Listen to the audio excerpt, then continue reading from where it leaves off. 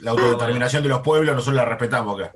Se había puesto una imagen de una montaña, pero en vez de fondo se le había puesto a una persona. Y Micaela, no sé qué es Bora Bora, ¿qué es? Micaela está en un paraíso. Un paraíso. Hola, doctor, buenas noches. Buenas noches, ¿cómo andan? Buenas noches, Bien. doctor. Debe andar contento. Fue bien ayer. Nicolás salió más lindo, mirá. Salí mejor, Nicolás, que ayer. Pero, ¿cómo? Yo voy a poner un póster de Boca atrás. ¿No? Yo también, pero quedaría poco prolijo y seguramente se viraliza. No, uno de Salio, muchachos. Los viene salvando. Ayer ganamos bien. Bueno, ¿cómo andan? ¿Bien? ¿Descansaron? Bien. No, quiero descansar mañana, que sábado de la semana se está haciendo larga. Sí, ya se la... Ah, bien. Les iba a decir, buenísimo que estén empezando a dejar los presentes, así, ahora y 20 comenzamos. Uy, son un montón. Ah, qué lindo. Bueno, esperamos un par de minutos, así entran el resto y empezamos la clase. Cristina no sé si está conectada, no me llegó el mail, ¿eh? Revisé de la tarde, sí vi uno de Nicolás, que ahora lo vamos a evacuar acá en forma verbal, pero Cristina, que no sé si está conectada, no me llegó ningún mail, ¿eh? Ni ayer ni hoy. Me fijé en Sí, correo no estoy deseado. conectada. Hoy a la tarde se lo envié de vuelta. Qué raro que no llega. No me llegó ni a correo no deseado, ¿eh? Me fijé, sí me han llegado ayer el de, no me acuerdo, Victoria, hoy el de Nicolás, el de Ana hace un par de días, pero suyo no, ¿eh? Bueno. Después Así voy a que ver sí. qué pasa. Mi correo es patricio, punto, del signo de puntuación, gropo, es GROPO, @gmail.com. Sí, lo pongo así, todo con minúscula. Todo con minúsculas, sí. Sí, lo envié así. No sé qué pasará, después vuelvo a ver. Sí, porque los restantes me han llegado, pero el suyo no, y me fijé recién antes de conectarme al Zoom y no lo tenía ni en principal ni en el correo no deseado. Bueno, vamos a copiar esto. También me figura como enviado, pero no sé. Quizás se lo envió a otro Patricio o a mi hermano. Yo tengo un hermano mellizo, por eso se lo mandó a mi hermano mellizo. Que es más Yo también agraciado. soy melliza, doctor. Yo soy melliza también. ¿En serio? Sí, ¿Quién como dijo? usted. Soy yo, Paola. Paola, ya aprendí, Soy Paola. Paola, bien ahí. Muy bien. Soy melliza de un varón. Yo también soy ¿Vos? mellizo de un varón, pero mi hermano parece más grande. Mide 5 centímetros más y él tiene espalda. No es como yo, un poco más grande. Yo vine se comía la comida en la panza, me parece, mi hermano, y yo quedé flaquito. ¿Cuál es Yo el salí problema con flaquita los y mi que hermano somos igual. amplios? No, al revés, lo envidio, no es problema. No es envidia. No. Bueno, ahí copié y pegué. Muy bien. Bueno, son y 20, sí. Vamos a empezar. Javier Espinosa. Perfecto. Bueno, continuamos la clase de ayer, chicos.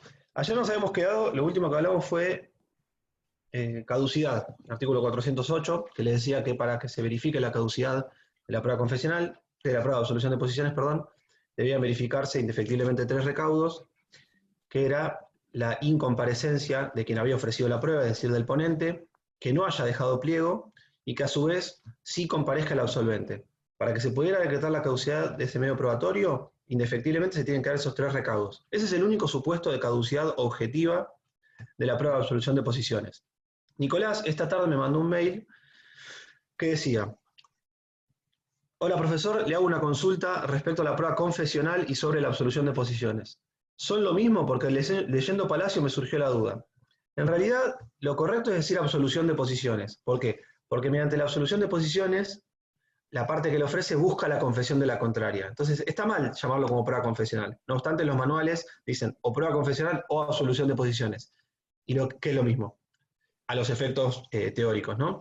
Lo correcto sería llamarlo en realidad declaración de parte, que se los explicaba ayer, que en realidad la confesión del absolvente es una consecuencia, pero lo que se lo cita es a declarar, es una declaración de parte.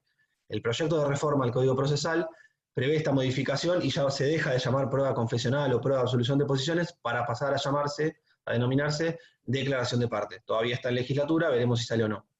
Pero en cuanto a tu duda, Nicolás, de lo que estudian en los manuales es lo mismo, prueba confesional o prueba de absolución de posiciones. Lo correcto es entender que la absolución de posiciones es el medio por el cual se busca obtener la confesión de la parte contraria. Después me decía Nicolás, otra de las preguntas que tenía para hacerle era respecto al momento de producirse la prueba confesional. Ya que esta es una muy buena pregunta, ya que el manual de Palacio dice que debe realizarse en la misma audiencia preliminar una vez fijados los hechos controvertidos. ¿Qué pasa?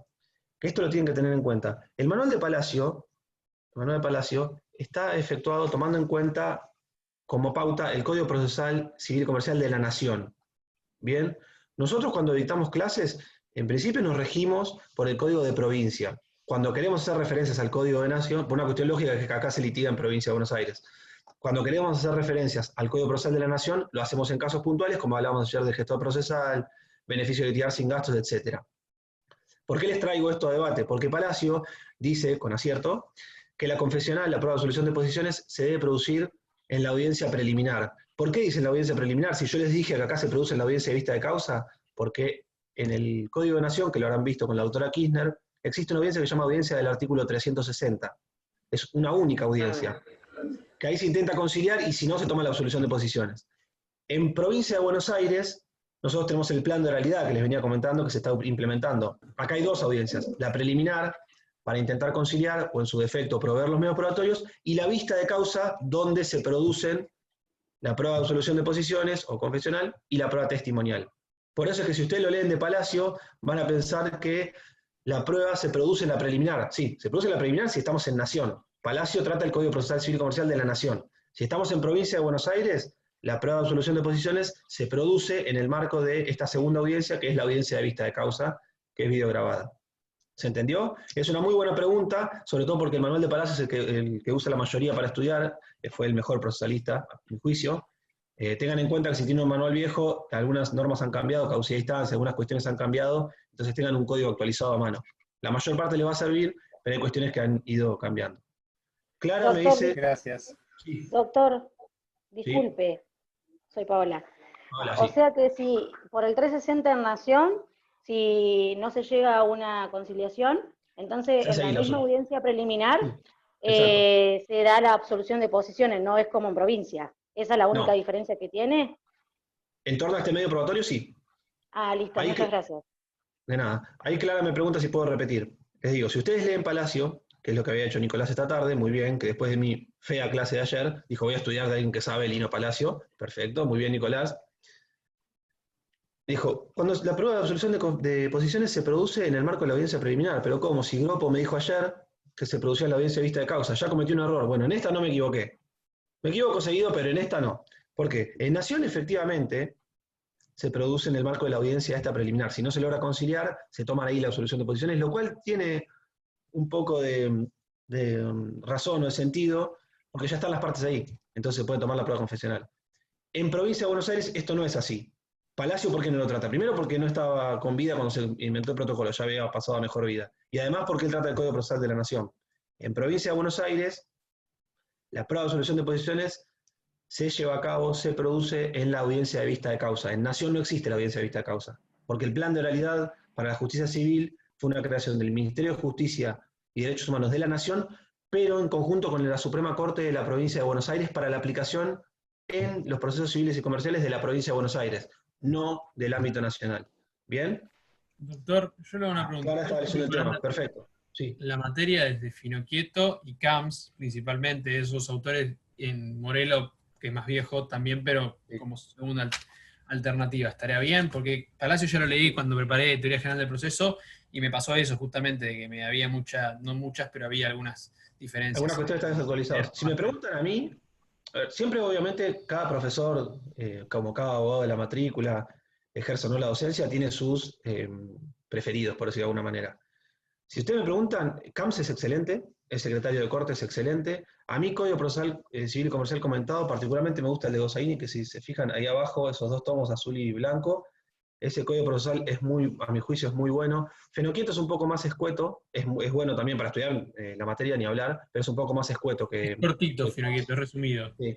He resumido, es buen código, de hecho yo tenía ese cuando estudiaba, pero si quieren un poco más profundo, Gossaini, Camps, hay uno de Rubinsal, Culsoni, que creo que está hecho por Rojas y Arasi, Falcón, son varios autores. Para la materia, cualquier código comentado está bien, mismo el manual de Rodríguez Aguirre, que es el que recomienda el doctor Constantino. Uno tiene su preferencia, por eso les digo, que también me has dado pie a otra cosa. En materia de prueba, bibliografía específica de prueba, que debía haberlo dicho en la primera clase, particularmente me gusta la prueba en el proceso civil y comercial de Gabriel Cuadri, que es un secretario de Cámara de Morón, que está ahí arriba, es uno rojo, que en realidad se lo robé a mi madre, no es mío, no lo compré yo, se lo hurté de la biblioteca a mi madre, que también es abogada. Ese es un buen libro. La prueba en el proceso civil de Arasi es un clásico muy bueno. Teoría de la prueba de Jorge Kielmanovich, con K, es bueno también. A mí particularmente yo recomiendo la prueba en el proceso civil, que son 2 tomos, de Gabriel Cuadri, que es un secretario de Cámara de Apelaciones de Morón, muy buen docente también. Pero tienen toda la bibliografía que busquen, para la materia les va a servir. Esa bibliografía digital, por la imposibilidad, claro, de conseguir la física. ¿Tendrá idea? No escuché, perdón. ¿Dónde podríamos conseguir los PDFs o la bibliografía de última digital para leerla y imprimirla en todo caso? La verdad no lo sé. Conseguirla físicamente. Mira, honestamente me voy a fijar si tengo el código procesal de CAMS, creo que lo tengo en formato digital, los otros no. Y no sabría decirles dónde recurrir porque eso ya, si no lo... Algunas editoriales... Yo me refería, profe, al que usted dijo recién, el del profesor de Morón, el que tiene usted hasta sí, suyo. Yo el de Gabriel Cuadri lo compré, bueno, lo compró mi madre en su momento y yo se lo saqué y no se lo volví nunca más. No lo tengo en formato digital y no sé si se puede acceder. Ahora en pandemia hay muchas editoriales que han abierto los libros en forma digital. Este en particular no lo sé, la verdad que no lo sé. Yo lo tengo en formato papel y desconozco. Si está en formato digital, la verdad que desconozco, yo no lo tengo. Los de CAMS y Finoquieto están subidos al Classroom. Ah, sí, es verdad, porque lo subimos el cuatrimestre pasado. Muy buena acotación, Leandro. Bueno, comenzamos la clase. Nos habíamos quedado ayer entonces en tema de caducidad de la prueba de absolución de posiciones. Seguimos. Fuerza probatoria de la confesión expresa. Ya la dijimos ayer, pero la reiteramos para mantener. Yo trato de mantener el orden del programa, siempre cuando doy clases, en lo posible. Dijimos, la confesión... Ah, bueno, Lorenzo ahí está diciendo que están todos los nombrados en la franja morada de la Universidad de La Plata. Buen dato. Voy a cerrar el chat así no me mareo. ¿Cuál es la fuerza probatoria de la confesión expresa? En principio habíamos dicho ayer que lo que hace es plena prueba. Es decir, no se necesita ningún medio probatorio extra en torno a la veracidad de los hechos confesados por el absolvente en el marco de la audiencia.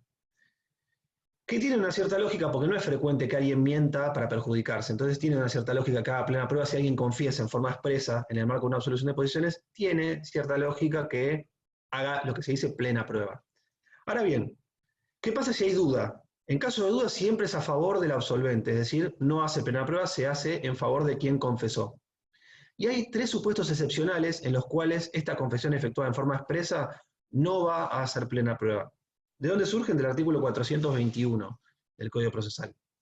Esto es, primer caso es cuando la prueba de absolución de posiciones, este medio probatorio, está excluido por ley, es decir, la ley no permite que bajo prueba de absolución de posiciones se prueben hechos que conforman determinado objeto, o sobre los cuales no se puede transigir. Un ejemplo práctico de esto. La usucapión, ustedes saben que la usucapión deben estar cursando ahora de hechos reales, porque creo que se cursa más o menos a la misma altura que procesal civil, es la adquisición del dominio por el transcurso del tiempo, además de otros recaudos. La absolución de la usucapión, como hay orden público, porque es la adquisición de un dominio, no se puede probar por medio de prueba de absolución de posiciones. Este medio está excluido en forma expresa por ley para ese tipo de procesos. Y digo más, aun si se allanaran, en una demanda de usucapión se allanaran, es decir, viene Victoria y dice, yo ocupo el inmueble situado en calle tanto hace más de 20 años, pagué los impuestos, bueno, todos los recaudos de la usucapión. El titular dominial es Patricio Gropo, o sea que la demanda se dirige contra Patricio Gropo. Si yo me presento y me allano, digo, sí, tiene razón. Yo la verdad que me fui a vivir a Europa, dejé abandonado el inmueble, ella está hace más de 20 años que está ahí, paga los impuestos, perfecto. Señor juez, declare la cuestión de puro derecho, dite sentencia, ya está, no importa. El juez va a tener que abrir a prueba, indefectiblemente. No importa que yo me haya allanado. ¿Por qué? Porque hay una cuestión de orden público. Adquisición de dominio, hay orden público. Entonces, trayéndolo de la prueba de absolución de posiciones, aun cuando yo, en el juicio este de usucapión, confesara, sí, reconozco que Victoria ocupa este inmueble hace más de 20 años, igualmente esa confesión no va a ser expresa, no va a ser plena prueba. ¿Por qué? Porque la ley excluye este medio probatorio para probar esos hechos. ¿Bien? Entonces, ese es el primer supuesto de excepción a la al efecto de plena prueba de la confesión expresa. El segundo, si el hecho confesado fuera prohibido, su investigación fuera prohibida por ley. Por ejemplo, yo confieso tener una deuda de juego. Las deudas de juego no se pueden ventilar en procesos judiciales porque son ilegales, los reclamos por deuda de juego. Entonces, independientemente de que yo haya confesado tener dicha deuda, no va a poder ser tomado en cuenta como plena prueba. ¿Por qué? Porque su investigación está prohibida por ley. Y el tercero, y más común, es cuando la confesión expresa prestada por el absolvente en juicio contradice o se contrapone por algún instrumento fehaciente de fecha anterior. Por ejemplo, si existe alguna prueba documental con firma certificada de un escribano y yo después vengo y absuelvo de una manera distinta que contradice, bueno, no, se toma en cuenta la prueba documental con mayor fuerza convictiva que la confesión expresa. Bien, entonces repito. ¿Qué efectos tiene la confesión expresa prestada en juicio? ¿Qué fuerza probatoria tiene? En principio, plena prueba. ¿Hay excepciones a este principio de plena prueba, que quiere decir que no se necesita ningún medio probatorio más para afinar de fuerza convictiva? Sí, las tres que le dije recién. Que el medio probatorio estuviera excluido por ley para un determinado caso, o que la investigación de ese hecho confesado estuviera prohibida por ley, o que contradiga a un instrumento fehaciente de fecha anterior. Esos son los supuestos excepcionales en los cuales una confesión expresa no haría plena prueba. ¿Eso sería prueba tasada, profesor? Sí, exacto. Buena acotación.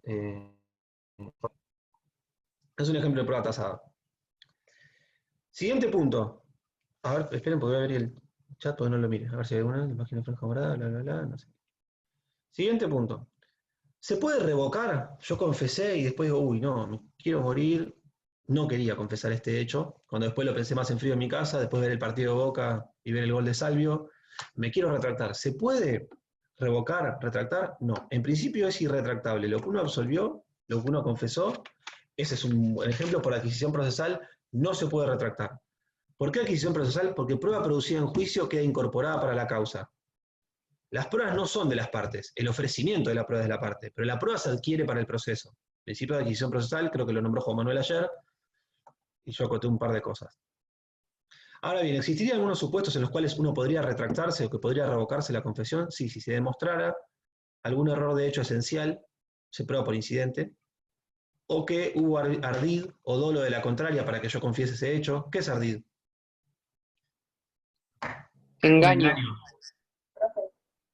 Bien, creo que fue Pedro y Luciano, engaño. Ardid es la acción de engañar a alguien. Una acción llevada a cabo con la intención de engañar al otro. Entonces, si yo probara que hubo ardid, es decir, un engaño o dolo de la contraria, se podría retractar, revocar la confesión. Y el tercer supuesto es si hubiera habido algún tipo de violencia física o psíquica por parte del ponente contra el absolvente. Todas estas cuestiones se ventilan por el trámite de incidente. La alumna Rech da presente... Ah, perfecto, gracias Adriana. Me perdí. En principio entonces no se puede retractar la confesión. ¿Existe algún supuesto de excepción? Sí, si hubiese mediado error de hecho esencial, que lo pruebe obviamente el absolvente, si hubiese habido ardid o dolo de la contraria para obtener mi confesión, o si hubiese habido algún tipo de violencia física o psicológica de una parte hacia quien debe absolver. ¿Algún ejemplo de ardid? No tengo idea. ¿Una acción de engañar? No sé, que le haya mentido y le haya dicho. Sería muy difícil verlo en la práctica, de hecho nunca lo vi. Pero tendría que ser que la parte que ofreció la prueba diga, mira, vas a declarar, pero no importa que digas que esto es cierto porque esto no vale, vos quédate tranquilo, nuestro juicio va por otro lado, esta prueba no sirve para nada. Yo le creo, sería muy difícil que se dé en la práctica, la verdad creo que prácticamente imposible, pero yo le creo y en realidad cuando confieso y después me entero de los efectos que tenía esa confesión expresa, me doy cuenta que me engañó. La verdad que no lo vi, es muy, muy complejo. Sería más fácil de ver en la contraparte, ese engaño. O podría tomarse, por ejemplo, también la situación de un prevaricato por parte del abogado perjudicando al cliente, pregunto. Se me ocurre. En realidad lo previsto es ardido dolo por parte de la contraria. Ahora, ¿podría hablarse de contraria en sentido amplio, extendiéndoselo a su abogado? Sí, podría llegarse a analizar, porque no deja de representar a la parte contraria. Pero en principio es ardido dolo de la parte contraria para obtener la confesión. Creo que se podría llegar a extender, sí. Linda causa penal tendría ese abogado si llega a hacer eso. Sí, por eso pensé en el prevaricato de acá de Japón. Sí, linda causa penal. Siguiente punto. ¿Es divisible la confesión? ¿Se puede dividir? Yo ayer cuando les explicaba, cuando veíamos la clasificación de las confesiones, les dije que había simple, calificada y compleja. Y en principio la confesión no se puede dividir. No es que yo pueda decir, bueno, ahí Leandro me contestó, muy bien. No es que yo pueda decir, bueno, yo confieso este hecho, pero en realidad a esto asignale valor probatorio y a esto no. ¿Por qué no? Principio de adquisición procesal, y porque aparte no es válido que si uno admite un hecho en favor de la contraria, después le quiera asignar un efecto distinto. ¿Existe algún supuesto de excepción en el cual sí se pueda dividir la confesión? Como bien dijo, creo que fue Leonardo, si aquella confesión hubiera sido calificada, es decir, si hubiera un hecho independiente de otro. ¿Se acuerdan que yo les di el ejemplo de, para que jure, como es cierto, que recibió 1.000 pesos? Yo digo, sí es cierto, confieso este hecho, pero le agrego otro independiente, pero se los devolví al día siguiente, que modifica o limita los alcances del primero. Entonces, ¿se podría dividir acá la confesión? Sí, porque hay dos hechos independientes. ¿Bien? Es el único supuesto de divisibilidad de la confesión. Tanto la simple como la compleja, la simple era el reconocimiento liso y llano del hecho, la admisión, y la compleja cuando se le asignaba, además se le agregaba, perdón, un hecho, pero que no era independiente. Es decir, sí, recibí 1.000 pesos, pero en carácter de donación. Es toda una misma secuencia fáctica. Esos no son divisibles. Ahí lo dije Lorenzo, creo justo. Esos no son divisibles. La única que es divisible es la confesión calificada, que es cuando se incorpora otro hecho que sí es independiente del admitido, del confesado. Últimos 2 puntos de prueba de solución de posiciones y pasamos a la testimonial. ¿Qué es la confesión ficta? Ayer algo dije, a ver si alguno se anima. Ah, Patricia Montagni levantó la mano. A ver, Patricia. Yo no la estoy viendo en pantalla, Patricia.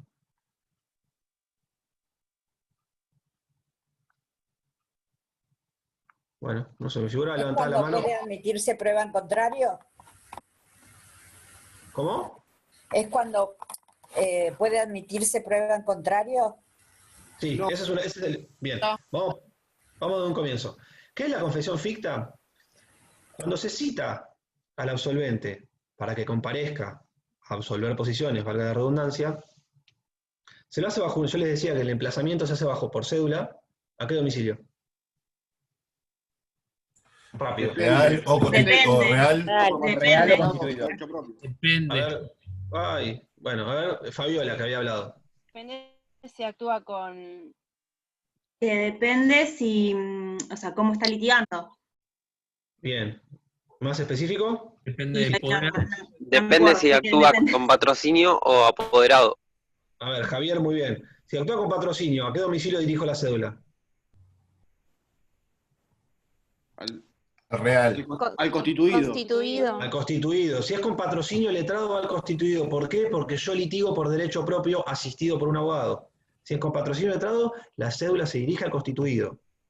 Si yo litigo con apoderado, le di poder a la doctora Ottoni. Al real. Real, se entiende que el poder, uno se entiende del proceso, entonces se lo notifica porque la solución de posiciones es de la parte. Exactamente, porque lo que se busca con la citación por cédula es el anoticiamiento real de la fecha y hora en la cual tengo que comparecer a absolver posiciones. ¿Bien? Bueno. Sí. Entonces, lo citamos por cédula para que absolva posiciones bajo apercibimiento de lo dispuesto por el artículo 415, que es la confesión ficta. ¿Cuándo se da la confesión ficta? Cuando se llega a la audiencia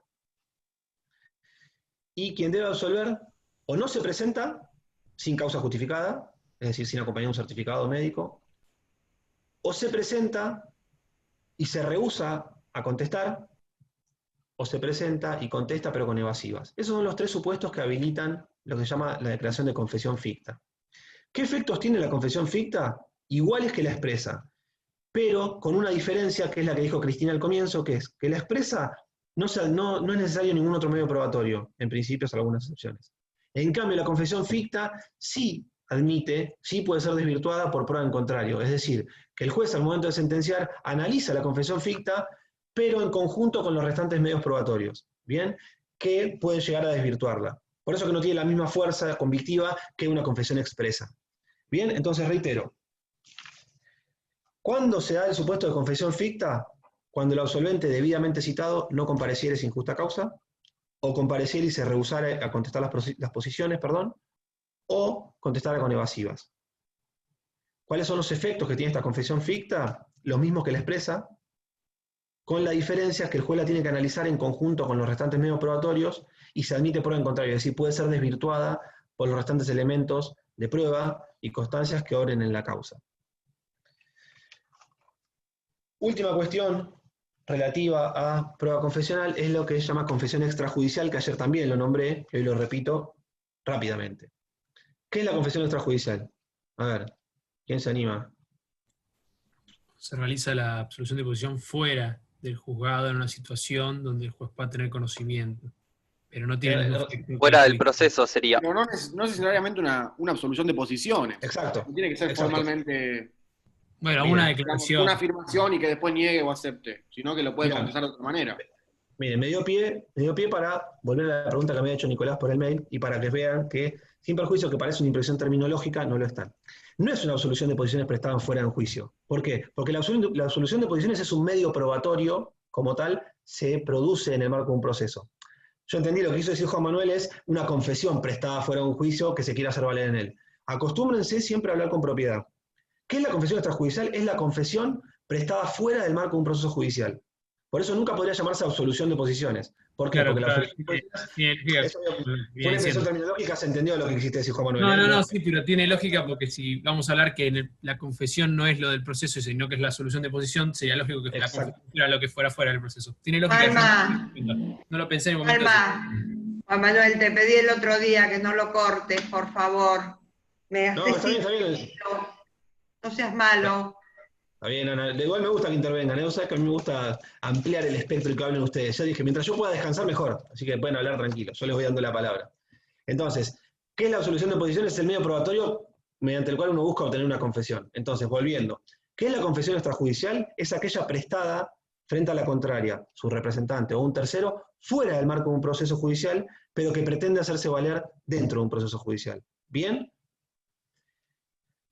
¿Qué particularidad tiene? En cuanto al objeto, es igual que la judicial, los hechos sobre los cuales versa un litigio. En cuanto a la capacidad, lo mismo, tiene que haber sido efectuada por persona capaz. La diferencia es que la confesión extrajudicial debe ser acreditada dentro del proceso por alguno de los medios probatorios previstos por el Código. Por ejemplo, si yo confesé extrajudicialmente y lo dejamos plasmado por escrito, yo debería acompañar ese escrito como prueba documental. Es decir, la confesión extrajudicial se incorpora al proceso por intermedio de otro medio probatorio que es la prueba documental. Como efecto es el mismo que la confesión, de la prueba a la cual accede. En este caso, tendría los efectos de la validez probatoria de una prueba documental. Hay diferencias si la confesión extrajudicial es prestada frente a la contraria que frente a tercero. Si es prestada frente a la contraria, ningún problema, tiene valor probatorio, artículo 384 del Código Procesal. Ahora, si es efectuada frente a un tercero, es decir, no frente a la parte contraria en el litigio posterior, solamente se la utiliza como presunción, que en realidad es como indicio. Van a ver más adelante que hay que saber diferenciar entre indicios y presunciones. Hoy no tengo tiempo, si no se los explicaría, pero sepan que el indicio es un hecho conocido del cual se infiere la existencia de otro desconocido. La operación, el razonamiento es lo que se llama presunción. Lo van a ver más adelante, no los quiero marear y tampoco tengo tiempo. Pero en realidad lo que genera la confesión prestada ante un tercero es un indicio, que después deberá ser corroborado con las restantes probanzas de autos. ¿Y qué pasa si la confesión yo la hago en otro juicio? Las mismas partes. Groppo contra Frachelli, tomo una absolución de posiciones y una de esas posiciones, Ana confiesa algo y yo pretendo hacer valer esa confesión en otro juicio. ¿Hará plena prueba como la confesión prestada en el marco de un proceso determinado o no? ¿Qué les parece? No, para mí no. No, para mí no. ¿Por qué no? Es correcto, no. Porque se hace ante otro juez. Sí, es ante otro juez, pero porque, ¿qué les dije yo cuando hablamos de hacer de prueba anticipada? ¿Por qué hay que esperar a que se trabe la litis, por ejemplo? Porque el absolvente ahí conoce qué. Conoce los hechos. Exactamente, los hechos que van a formar parte del objeto que se le reclama. Entonces, nunca una confesión prestada en otro juicio podría ser plena prueba, ¿por qué? Porque quien absolvió no conoce los hechos sobre los cuales versa el otro proceso. ¿Se entiende? Entonces, no hace plena prueba. ¿Se puede ofrecer? Sí, lo que se hace es pedir la remisión del expediente y se incorpora como prueba, pero nunca tendrá efecto de plena prueba como la confesión expresa prestada dentro del mismo expediente judicial. ¿Se entiende? Patricio, una consulta. ¿Y por qué no los conocería si en el otro juicio también se esperó a que se trabe la litis? Digamos, conoce los hechos de los dos. Se trabó la litis en los dos procesos. Sí, pero los hechos son distintos. O sea, pueden ser similares, pero el objeto de un juicio es una cosa y la otra. No sí, son pero el mismo conoce proceso. ambos. Sí, pero para vos poder confesar en un juicio, tenés que conocer el plafón fáctico, es decir, conocer la demanda o conocer la contestación. Por eso es que no se puede hacer como participante de la traba de la litis. Si yo confieso en el marco de otro juicio, yo conozco los hechos relatados en el marco de ese proceso, pero no sé qué plafón fáctico va a versar en el otro. Entonces nunca podría tener efecto de plena prueba, porque sin perjuicio, que algo confesado aquí me pueda servir acá, yo no conocía los hechos relatados en esta demanda o en esta contestación. Entonces nunca le podría asignar efectos de confesión expresa o plena prueba. ¿Se entiende? ¿Te puede servir? Sí, se entendió. No puede tener nunca Entonces quedaría como un indicio. Sí, no como un indicio, como una prueba en realidad. Se incorpora es como una prueba instrumental, porque está dentro de otro expediente. Es dentro de una prueba instrumental. Igual no pasa nunca esto, es imposible que se vea en la práctica. Pero nunca podría hacer plena prueba. Nunca. Hasta acá prueba de solución de posiciones. ¿Alguna pregunta? No es algo que revista mayores complejidades. Pasamos a prueba testimonial. Menos Yo cuarta. tengo, Sí. disculpe doctor, Hola. voy a decir qué tal. Dale. Mi pregunta es en cuanto a la representación procesal.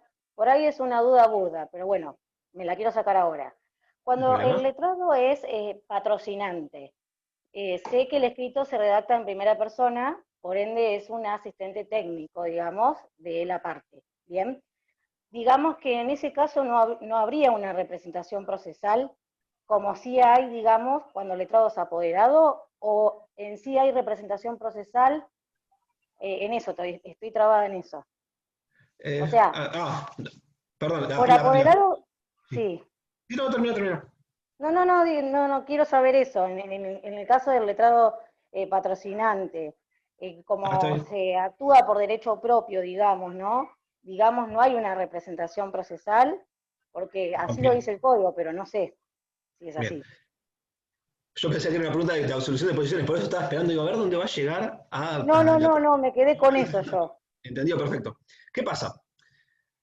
Para uno presentarse, intervenir en juicio, quienes no son letrados, quienes no son abogados, los peritos sí pueden, pero los ciudadanos de a pie comunes tienen dos formas de acceder a un expediente, a un proceso judicial. Una es por derecho propio, pero asistidos por un abogado, que es lo que se llama patrocinio letrado, en realidad están asistidos. Y otro es por representación convencional o un mandato, que es intervenir por intermedio de un apoderado. Las dos cosas son la personería. Bien, indefectiblemente uno tiene que estar acompañado por un abogado o darle poder a un abogado. Son las únicas dos formas de intervenir. ¿Qué pasaría si uno si va a actuar por un apoderado, pero no tiene el poder en ese momento? Interviene una tercera figura momentánea, que es lo que se llama gestor procesal. Que es que por razones de urgencia, etcétera, o no cuento con la firma de mi cliente si actúa con patrocinio letrado, o no pude expedir el poder porque estaba en el extranjero, si luego me lo va a extender. Pero las dos formas, lo que tenés que saber, que las dos formas, en torno a personería, las dos formas de intervenir en juicio son o por derecho propio, asistido por un abogado, patrocinio letrado. En ese caso, como bien dijiste, Paola, los escritos se redactan en primera persona. ¿Por qué? Porque la que habla es la parte asistida por un abogado, pero la parte habla. En cambio, cuando uno interviene representado por un apoderado, se habla en tercera persona. ¿Por qué? Porque el que escribe es el apoderado. No, la parte no está interviniendo. Entonces, siempre tiene que hablar de su mandante, de su cliente, etc. Pero yo no sé, vos confundís un poco los términos. La personería, que es la forma de actuar en juicio, puede ser o con patrocinio letrado o con apoderado. Si por alguna cuestión no tuviera la firma de mi cliente, si es que actúa con patrocinio letrado, o no me pudieran extender el poder porque está de viaje, o por alguna circunstancia, pandemia, etcétera, si fuera apoderado, se puede invocar lo que se llama el gestor procesal, que es algo momentáneo hasta tanto tenga la firma del escrito o me pueda munir del poder si fuera a actuar por apoderado. ¿Bien? Bien. Sí, no, mi duda estaba en eso, si había o no representación procesal si el letrado fuera patrocinante. Entonces como que me quedó eso, digamos. Es una cuestión terminológica. En el apoderado sin dudas, y en el patrocinante en realidad, vos estás litigando por derecho propio. ¿Te representa tu abogado? No, te asiste. Pero es una cuestión terminológica en realidad. Te asiste, digamos, vos te estás presentando por derecho propio, vos te presentás. Tu abogado patrocinante lo que hace es asistirte. ¿Por qué? Porque no se puede presentar un escrito. Hay algunos casos, pero no les voy a decir cuáles, porque son muy pocos y no se ven, en los cuales puede firmar solamente la parte, una orden de pago, como ejemplo, pero no importa. Pero si no, sí se necesita la firma del letrado. ¿Qué pasa si no cuentan con la firma del letrado? Si yo me equivoqué y presenté el escrito solo, ¿qué es lo que hace el juez? ¿Tenés 24 horas para subsanar el error o es nulo? No es nulo, se desglosa. En realidad, no es que sea nulo. entiendo lo que quiso decir Joaquín, no hay que hablar de nulidad. Si uno actúa con patrocinio del letrado y firma solamente el cliente y falta la firma del letrado, lo que hace el juez es intimarlo para que en el plazo de 24 horas subsane ese defecto de personería con la firma de un abogado. Si no lo hiciere, se tiene por no presentado el escrito. Eso es lo correcto de decir. El apercibimiento es tener por no presentado el escrito. No es nulo, no hay una nulidad procesal, sino lo que hace es se desglosa, se tiene por no presentado. Bueno, ¿seguimos? A ver si en el chat hay una otra pregunta. El juez la valorará, bueno, me parece que me quedé afuera. Bueno, seguimos. Prueba testimonial. ¿Qué es la prueba testimonial? Es aquella suministrada mediante declaraciones emitidas por personas físicas. Únicamente un testigo puede ser una persona física, porque hasta ahora los robots no declaran y las personas jurídicas tampoco, pues son de existencia ideal. Entonces es la prueba que se obtiene por declaraciones emitidas por personas físicas que son distintas a las partes no pueden ser testigos, y obviamente al órgano jurisdiccional.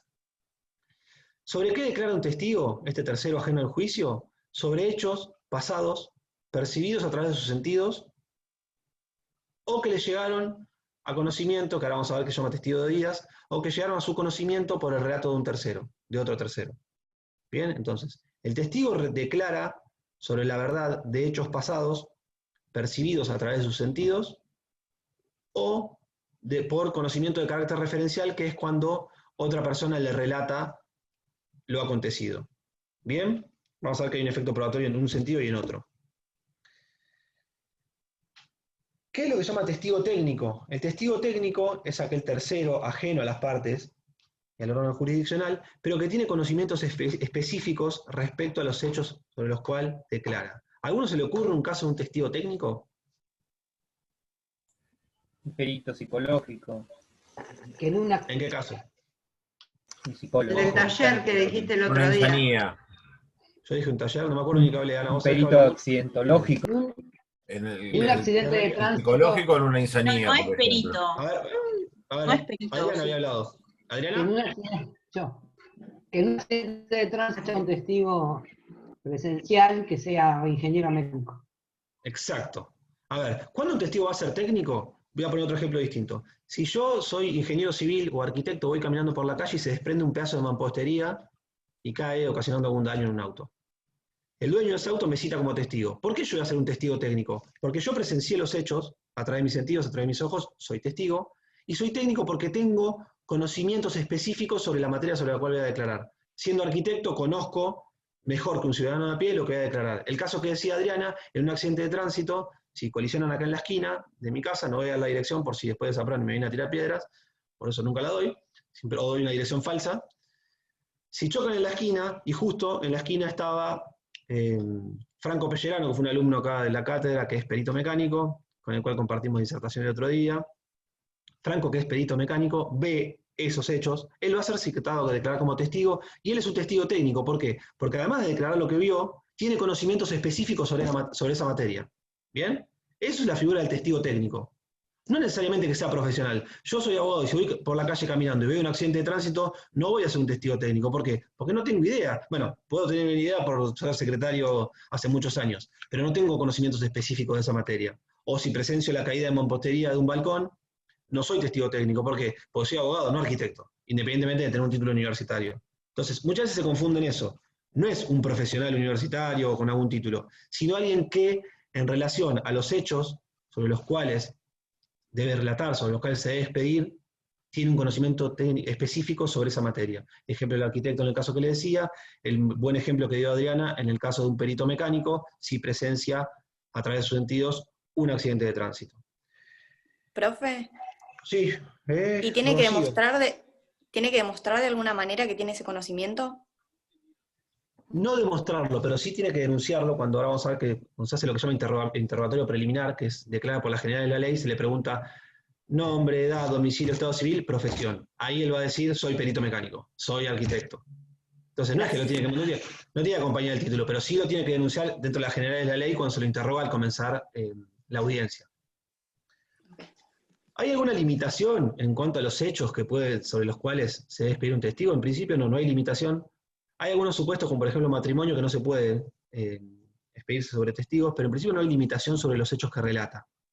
Sí hay limitaciones en determinados procesos respecto a la prueba testimonial en sí. Por ejemplo, La prueba en los juicios de usucapión, artículo 679, inciso primero, dice que podemos ofrecer y producir cualquier tipo de pruebas, pero la sentencia no se puede basar únicamente en testigos.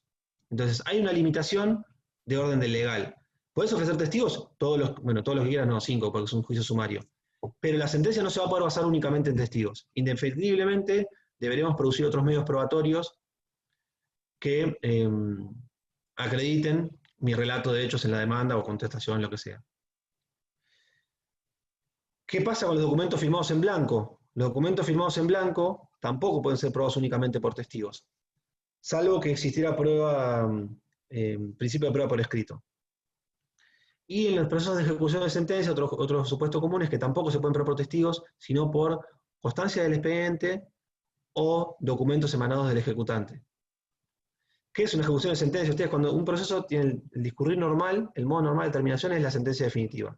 La etapa posterior es la de ejecución. Si es voluntaria, quiere decir, por ejemplo, un juicio de cobro de pesos, pagar.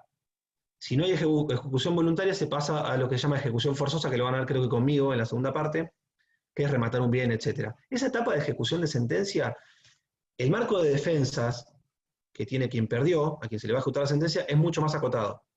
Y no pueden ofrecerse pruebas testimoniales. Bien, esa sería una limitación a este medio probatorio. Todas estas cuestiones no entran en el parcial, pero están en el programa, así que las tengo que dar. ¿Cómo se clasifican los testigos? Hay dos clasificaciones. Aguarda un segundo que cada tanto abro el chat para ver si no me... ¿Tengo conocimiento del tema? ¿Cómo se clasifican los testigos? Hay dos clasificaciones. En testigos admisibles... Bien, Iván, a ver. Sí, Iván. Sí, admisibles y excluidos. Lo que la ley prohíbe es declaración y lo que le prohíbe declarar. Excelente. Una de las clasificaciones es en testigos admisibles y testigos excluidos. La otra en testigos atendibles y no atendibles. La más fácil, que es esta segunda, atendibles y no atendibles, esta valoración del testimonio la hace el juez al momento de dictar sentencia. Hay un artículo que es el 456, que es el que analiza la idoneidad de un testigo. El juez al momento de sentenciar valora los testimonios y dice, este testigo es atendible, este no. ¿Está obligado a expedirse la sentencia sobre todos los testimonios? No.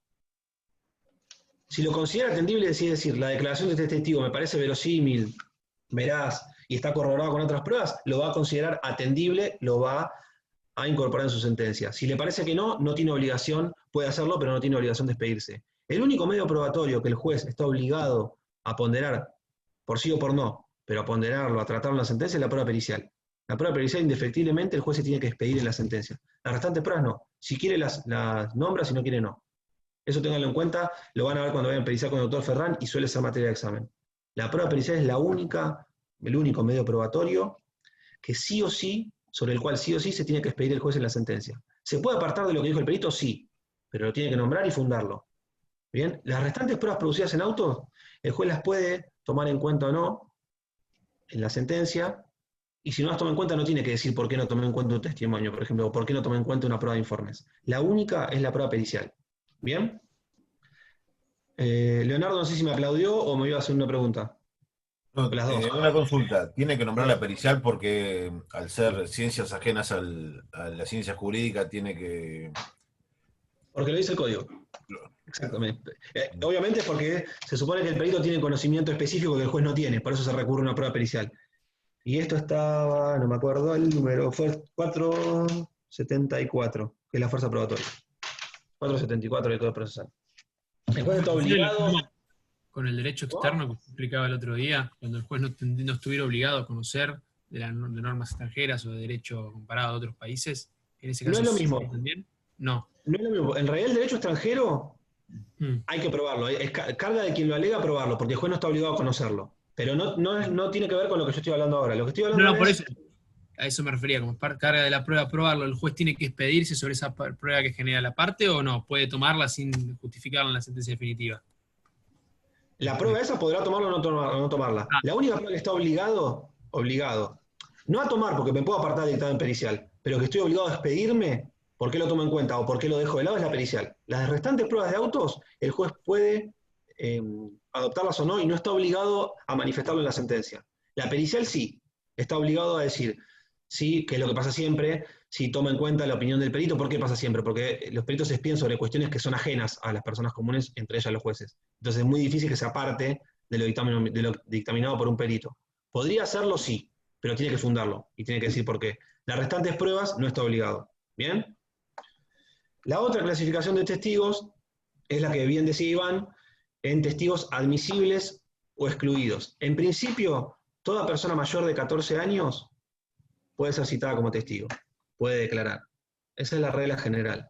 Arasi o algunos otros autores dicen que en realidad los menores de 14 también podrían declarar, pero no se les puede tomar promesa o juramento de decir verdad, y además no se le debe asignar valor de prueba testimonial, sino que se debe tomar en cuenta como un indicio. Gabriel, el interrogatorio de testigos es en forma interrogativa, ya vamos a llegar. No se puede inducir la respuesta, pero ya vamos a llegar, cuando hablemos de interrogatorio. Bueno, entonces, testigos admisibles, en principio toda persona mayor de 14 años. No obstante, hay algunos autores, entre ellos Roland Arasi, que es uno de los procesalistas más conocidos del país, dice que si fuera menor de 14 se lo podría citar a declarar, pero su declaración no tiene validez como prueba testimonial, sino como indicio. Que les reitero rápidamente, el indicio es un hecho cierto, del cual por una operación mental, que se llama presunción, el juez infiere la existencia de un hecho desconocido. Les doy un ejemplo rápido, por ejemplo. Yo tengo que probar la muerte de Ana, que maté a Ana. ¿Tengo pruebas concretas de quién lo mató? No. Pero de la cabeza de Ana extrajeron una bala de un calibre determinado. Y en la casa de Joaquín Vidal encontraron un arma y una caja de balas que estaba llena, menos una, que era el mismo calibre de Ana. Entonces, ¿cuál es el hecho cierto, el indicio? La caja de balas y el revólver que se encontró en la casa de Joaquín. ¿Cuál es el hecho desconocido que pretendo probar? La muerte de Ana. ¿Cuál es la presunción? El razonamiento que hace el juez dice, bueno, mira, encontramos la bala en la cabeza de Ana, encontramos la caja de balas en la casa de Joaquín, ese indicio puede, por intermedio de este razonamiento que es presunción, tener por probado este hecho desconocido que es la muerte. Bien, ya lo van a ver más adelante. Se me están riendo con el ejemplo. Muchos contentos, cobran el seguro. Sí. Cobran el seguro. Poneme como beneficiario, Ana, por favor. En esta época está complicado, así que no te voy a matar. Pero bueno, si alguno otro lo hace, bueno, con un seguro de vida. Bien, volvemos entonces. En principio, todos los testigos son admisibles. ¿Hay exclusiones? Sí, están expresamente previstas por ley. ¿Cuáles son los testigos excluidos? Además de los menores de 14 años, los que les decía recién, aunque ahora sí dice que pueden declarar, los que están en el artículo 425 del Código Procesal. ¿Alguno sabe qué testigo no puede declarar en juicio? Los consanguíneos, con las partes. Con declarados incapaces. Aquisano. Sí, no me acuerdo mucho. Las personas con demencia senil. El cónyuge tampoco. A ver, 425. Bien dijo Victoria, los consanguíneos, pero en línea directa, hijo, padre. El hermano sí puede declarar. Esa pregunta la hice yo en el examen, en el parcial del cuatrimestre pasado. Puse un ejemplo, Patricio Gropo con Eduardo, que es mellizo, y puse que lo citaba a declarar, y casi todos contestaron mal. Los consanguíneos en línea directa, no colateral. ¿Bien? ¿Quién más no puede declarar?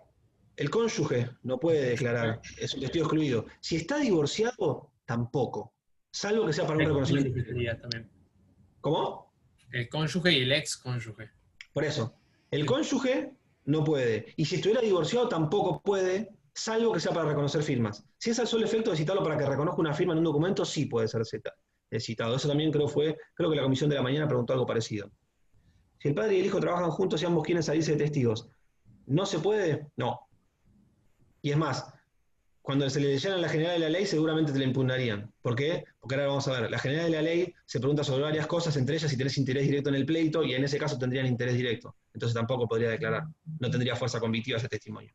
Entonces, consanguíneos o afines en línea directa no son testigos excluidos, artículo 425. El cónyuge tampoco puede declarar. Y si están divorciados, esto grábenselo, tampoco, salvo para reconocer firmas en un documento. ¿Bien? Entonces, hermanos sí, profesor. Hermanos sí. Hermanos sí. Ahora, ojo. Bien. ¿Qué pasa si declara un hermano? Podrá declarar sí, pero el juez, cuando valore ese testimonio al momento de sentenciar, artículo 456, idoneidad, va a decir, y es poco probable que el mellizo de Patricio vaya a declarar en contra de él. Entonces no le va a asignar mucha fuerza convictiva. Pero poder puede. Pero puede. ¿Bien? ¿Y no están divorciados, están separados, pero no divorciados? Siguen siendo cónyuges, no pueden. No pueden, claro. ¿Están casados legalmente? No pueden. Si están divorciados, tampoco, salvo que sea para reconocer firma. Pero ¿bien? Una pareja ocasional podría, por ejemplo, declarar. Sí, pero no están casados. Claro, sí, tiene que haber una unión de matrimonio, si no podría ser Esa cualquier persona, sí, esa persona podría declarar. Ahora, lo mismo que con el hermano. El juez, al momento de sentenciar, al valorar ese testimonio, difícilmente le asigne mucha eficacia probatoria o eficacia convitiva, porque sabe que si son pareja, es poco probable que declare en contra de su novio o novia. ¿Por qué? Es decir, que lo único es el casamiento. Las uniones convivenciales inscriptas no impiden que declaren uno para el otro. Buena pregunta. No, el código no lo dice. No obstante, el juez solamente no lo valore por el artículo 456, pero el código no dice nada. Hermanos e hijos. ¿Quién levantó la mano? ¿Quién levantó la mano? No sé si me salta. ¿Lucila? Diga Lucila. Ah, Lucila y Patricia. Sí, puede ser que la excepción. Sí. ¿Puede No ser escucho. que la excepción sean los procesos de familia? Sí, muy buena Que se acotación. puedan declarar los parientes. En proceso de familia, muy buena acotación. Muy buena. Yo Claro, siempre por hablo de ser proceso civil cuestiones comercial. Esa acotación que hizo Lucila es excelente, porque en proceso de familia se deja de lado el 425. Podrían declarar todos. ¿Por qué? Porque son cuestiones de familia, quienes mejores conocimiento o contacto tienen son los propios integrantes del núcleo familiar. Entonces, si fuera una situación de violencia familiar, por ejemplo, entre cónyuges, el hijo o la hija podría declarar o el padre podría declarar. Las cuestiones de familia son los únicos casos en los cuales se exceptúa la regla del 425. Excelente acotación, Lucila, y me iba a olvidar de decirlo, así que qué bueno que la hayas traído a debate. Es el único supuesto. ¿Por qué se admite la declaración de estos testigos que prima facie, según el 425, son excluidos? Porque en realidad, como son cuestiones que se debaten dentro del seno de un núcleo familiar, quienes mejor contacto tienen, quienes mejores pueden declarar sobre eso son aquellas personas que tienen contacto directo, hijos, hijas, padres, pareja, etc. Buena acotación. Patricia también quería decir algo, creo.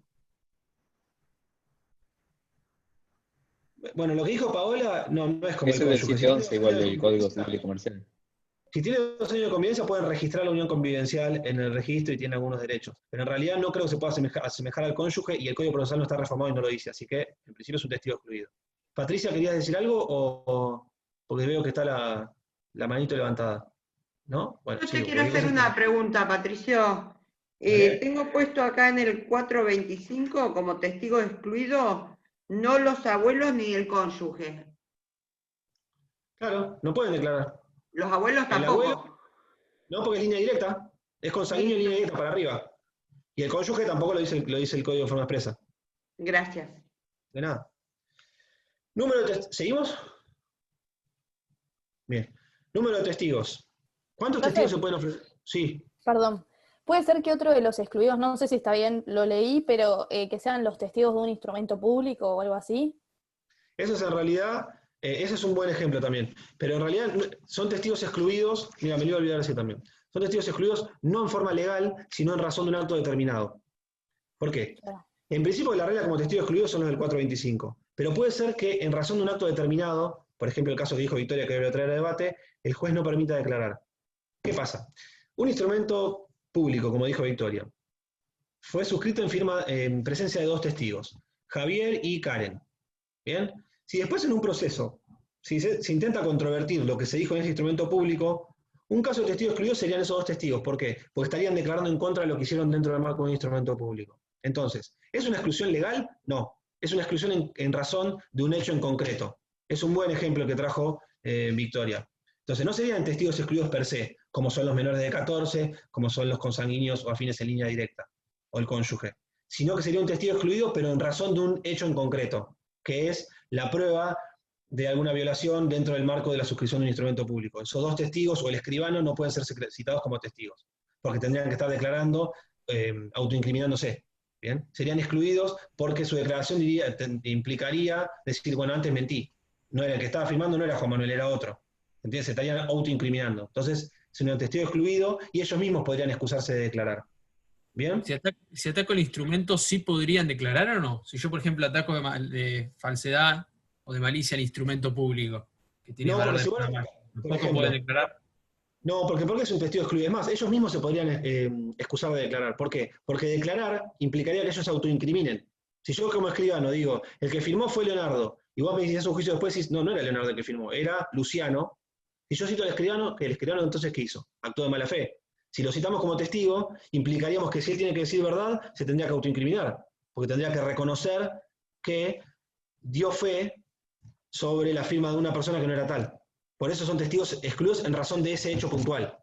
¿Podrían declarar en otro juicio? Sí, pues es una persona capaz mayor de 14 años. Pero en este caso puntual no puede, porque esa declaración implicaría que se autoincrimine por haber dado fe sobre una sustitución de personas, superposición. ¿Bien? Bueno, sigamos. Perdón, doctor, no entendí lo último, dice Mariela. ¿Qué sería lo último? Mariela. Lo repito, bueno, a ver, repito rápidamente. Testigos excluidos. En principio, quienes no pueden declarar en juicio, los menores de 14, sin perjuicio que algunos dicen que sí, pero no tiene valor de prueba testimonial, o los del 425. Dijo bien Victoria que existen exclusiones de testigos, pero en razón de hechos determinados. Por ejemplo, de testigo excluido, perfecto. Pero en razón de hechos determinados. Por ejemplo, el caso que decía Victoria es, si lo que se trae a juicio es una nulidad de un instrumento público, por entender que quien figura como que firmó dice que es Leonardo, pero en realidad el que firmó fue Luciano.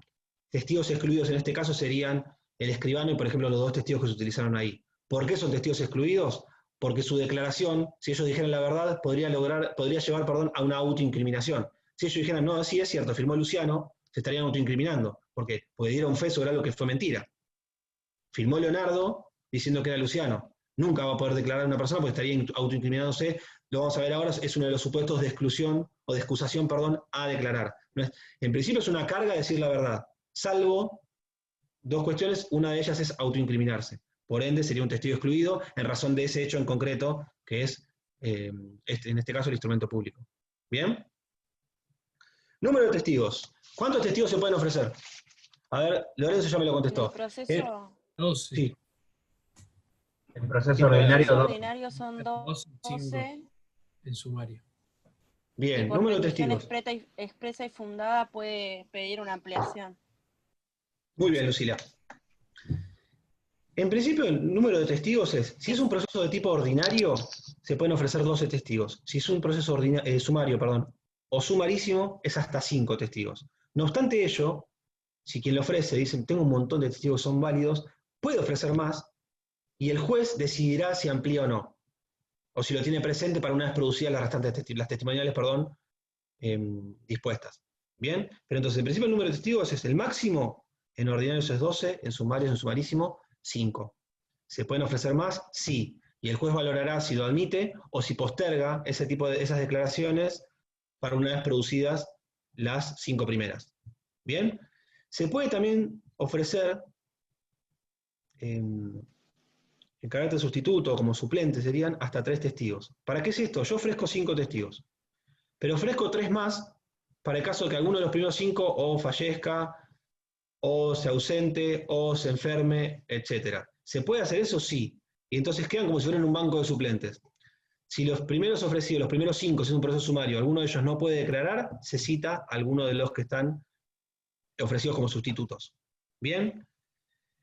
Además, hay una particularidad que está en el artículo 450 del Código Procesal, en torno a citación de testigos, es que todas las personas que hayan sido nombradas en los escritos postulatorios, todas las personas que hayan sido nombradas, pueden ser citadas por el juez de oficio como testigos. ¿Bien? Independientemente de que no hayan sido ofrecidos en el marco de una prueba testimonial ni por la actora ni por la demandada, si el nombre de Graciela Funes figuraba en alguno de los escritos y yo, juez, lo quiero citar, puedo. ¿Por qué? Porque el artículo 450 faculta al juez a citar a cualquiera de las personas que estén nombradas en alguno de los escritos postulatorios, o que surjan de algunas pruebas. Si declara algo oscuro que no es claro, dijo Lorenzo, no entendí eso, Lorenzo. Bueno, no sé, lo acabo de leer en el chat, pero no entendí bien a qué apuntaba. Digo, en caso puede llamarlo. ¿En ese caso puede llamarlo? ¿Cómo? No entiendo, ¿eh? Perdón, si querés abrir el micrófono y preguntarme verbal, porque no entiendo la pregunta. Para que aclare lo que declaró. Es que en realidad la aclaración va a ser en el mismo marco de la audiencia, porque se toma la audiencia en forma verbal y si algo no queda claro se le va a preguntar en el mismo momento. Es distinto, quizás te estás confundiendo con prueba pericial, en el cual el dictamen se presenta en forma escrita y para que aclare algún concepto o de explicaciones se lo cita en forma oral.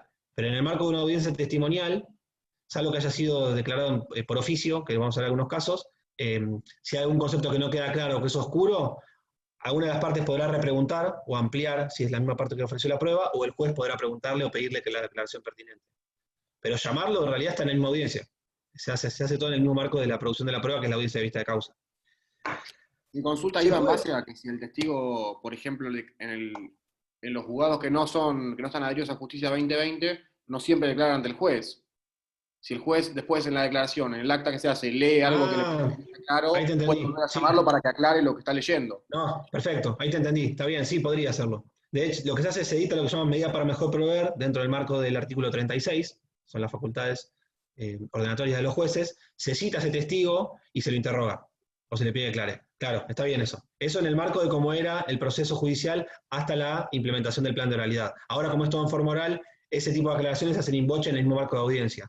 Si no estuviera adherido al plan de oralidad, ahí te entendí muy bien, Lorenzo, si cuando el juez, al momento de dictar sentencia, lee las declaraciones, si algo no le queda claro, podría suspender el llamamiento de autos para sentencia, citarlo y hacerle las preguntas que estime pertinentes.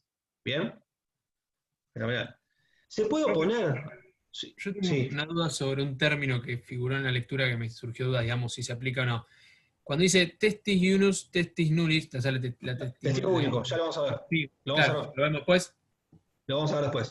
Testus unus, testus nullus. No se aplica eso en nuestro ordenamiento procesal. Se llama testigo único. Voz de uno, voz de nadie. Lo vamos a ver más adelante. Listo. Sí. Lo llama testigo único. ¿Qué pasa con la oposición?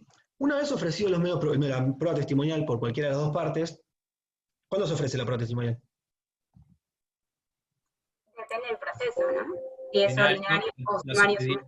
Firme el auto de apertura a prueba y si es sumario, Bien, como dijo Karen, dijo Lucila y dijo también Juan Manuel, depende del tipo de proceso. En el ordinario, una vez dentro de los primeros 10 días de firme el auto de apertura a prueba, en el sumario y sumarísimo, junto con los escritos postulatorios, escritos liminares, escritos de demanda, contestación, como le quieran decir. Se ofrece ahí. ¿Qué pasa? La parte contraria, el juez obviamente de oficio puede, si lo considera inconducente, puede excluir a cualquier testigo, pero la parte contraria se puede oponer a la declaración de un testigo determinado. Por ejemplo, si yo veo que quien va a declarar es el padre, más allá de ser un testigo excluido, si yo veo que la pícara de Rocío le ofreció igual al padre, yo como parte contraria, dentro de los 5 días de que tomo conocimiento de su ofrecimiento probatorio, me puedo oponer. Y hay hasta autores que dicen que se puede oponer hasta el mismo acto de audiencia. Y digo más, si se enteran en la audiencia que es el padre, ¿cuándo se enterarían? Cuando le preguntan por las generalidades de la ley, que ahora vamos a ver qué es, se puede poner en ese mismo acto. De la oposición se sustancia, el juez le corre traslado a la parte que le ofreció la prueba por 5 días por nota, o si fue en el marco de la audiencia en forma verbal, y luego resuelve si admite la declaración o no. Entonces, ¿se puede oponer a la declaración de un testigo? Sí. ¿El juez la puede impedir la producción de oficio? También se puede. ¿Cómo es el ofrecimiento entonces? La oportunidad la dijo bien Karen, lo dijo Lucila también, lo dijo Juan Manuel. Dijimos que en el momento procesal lo dijimos. ¿Cómo se hace? Se ofrece el testigo y lo que se debe brindar es el nombre completo, la profesión y el domicilio. Ahora, ¿qué pasa si yo no conozco alguna de estas cuestiones? ¿Me impide su ofrecimiento? No. Lo importante es que se lo pueda individualizar. ¿Bien? Si yo sé que se llama Leonardo Rosas y que vive en calle tanto, no importa que no sepa la profesión. Lo importante es poder individualizarlo en forma correcta. ¿Y por qué eso es importante? Para evitar que en el momento de la audiencia haya una sustitución de persona. ¿Bien? Entonces, ¿qué es lo correcto cuando se ofrece? Nombre, profesión y domicilio. No obstante ello, ¿puede repetir el plazo para la oposición en proceso sumario y sumarísimo? El sumario y sumarísimo sería con la contestación de demanda. Si el que se opone es el demandado, y el actor dentro de los 5 días desde que se notifica por nota la que se tiene por contestada la demanda. Repito entonces, ¿cuándo se puede oponer? Si el que ofreció la prueba testimonial en un sumario o en un sumarísimo fue el actor, el demandado lo hace al contestar la demanda. Como contrapartida, si el que ofreció la prueba testimonial a la cual me quiero oponer fue el demandado, si hay reconvención obviamente en el plazo para reconvenir, si no lo hay, el juez tiene por contestada la demanda y a partir de esa notificación por nota son 5 días. ¿Bien? Volvemos. Lo importante entonces es individualizar bien a los testigos. Si no está bien individualizado, no se anula, se mantiene, si no pierde la acción. ¿La acción? El término no lo entiendo de oponerse. No, se puede oponer hasta el mismo acto de la audiencia. ¿Bien? Pero en principio la oposición se debe manifestar en los escritos postulatorios. No obstante, ello podría oponerse en la audiencia y el juez considerará si sustancia o no. Lo correcto sería que no, porque ya precluyó la posibilidad procesal. Salvo que el impedimento surgiere en esa misma audiencia, por ejemplo, que diga, cuando le interrogan por la generalidad de la ley, diga, sí, es mi papá, o es mi hijo. Si surge ahí, se podrá oponer. Si no, lo correcto es oponerse dentro de los 5 días que tomó conocimiento. ¿Qué pasa con el interrogatorio? Que lo había preguntado uno de los chicos hoy temprano. Se hace en forma de pregunta. ¿Cómo es la redacción? Entre paréntesis, yo tengo un canal de YouTube al cual subí algunos PowerPoint con videos el cuatrimestre pasado, que después les voy a pasar los links, en los cuales mostré cómo se celebran audiencias con absolución de posiciones y pruebas testimoniales. ¿Cómo se pregunta, cómo se interroga en el marco de una audiencia testimonial? Vieron que cuando yo les nombraba ayer absolución de posiciones se decía, para que jure como es cierto que, y uno contestaba en forma afirmativa o negativa y podría explicar. Bueno, en el marco de una testimonial, el interrogatorio es para que diga el testigo si sabe y le consta tanto, que el día 4 de agosto hubo un accidente de tránsito. Para que diga el testigo si el accidente se produjo en las calles tal y tal. Para que diga el testigo si sabe y le consta, es así. Se redacta en forma de preguntas, es decir, no puede ser en forma afirmativa. La absolución de posiciones, las posiciones se redactan en forma afirmativa. El interrogatorio en la testimonial, no. ¿Qué pasa si yo redacto en forma afirmativa? Ahí, la parte contraria se puede oponer a esa pregunta, el juez sustanciará, y quien la ofreció la podrá reformular o mantenerla y el juez decide, o el juez de oficio podrá decir, no, está redactada en forma afirmativa, la elimino o reformúlela. Bien, entonces no se pueden redactar en forma afirmativa. Al igual que habíamos visto en las posiciones, deben contener un único hecho y no pueden contener manifestaciones ofensivas o vejatorias. Bien, si los contuvieren, quien declara se puede abstener a declarar, el juez la podrá eliminar o la parte contraria se podrá oponer. Lo que uno no puede oponerse es a lo que contestó el testigo. Se puede oponer a la pregunta, no a la contestación. ¿Por qué? Porque si uno se pusiera a la contestación, le estaría queriendo significar o dar un valor probatorio que no tiene. Estaríamos tratando de desvirtuar, me doy cuenta que he declarado que me puede perjudicar, me opongo. No. Te podés oponer a la pregunta, no a la respuesta. ¿Bien? ¿Se entiende? Genial. ¿Cómo es la citación? ¿Cómo es la forma? ¿Cómo se cita un testigo? ¿Por qué medio? Por cédula. Cédula. Cédula. Domicilio real. Cédula al domicilio real, artículo 135, inciso 10, artículo 431 del Código Procesal. Se lo cita al testigo. O sea, asumió la carga de llevarlo él. Eso lo vamos a ver después, muy bien, Adriana. Salvo que haya asumido la carga, que le vamos a decir ahora, se cita por cédula.